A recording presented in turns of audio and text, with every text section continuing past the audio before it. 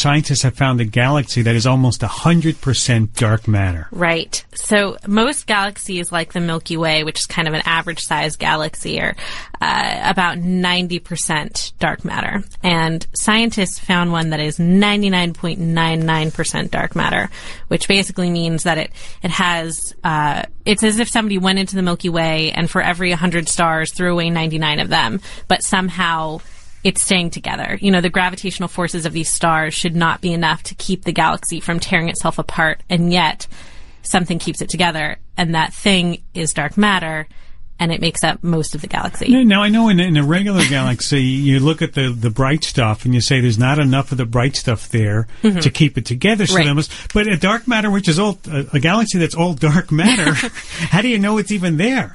Well, what's really cool is that they found it with this telescope called the Dragonfly that is basically a bunch of telephoto lenses stuck together because the researchers who built it realized that these objects that are really faint and big, that are hard to look at with traditional telescopes, that telephoto lenses, like the ones you use at sporting events, are actually pretty well suited for seeing these kinds of objects. So they just kind of put enough of the pieces together to turn it into a telescope. And while they were looking at the sky, they saw what they thought were image defects, these smudges.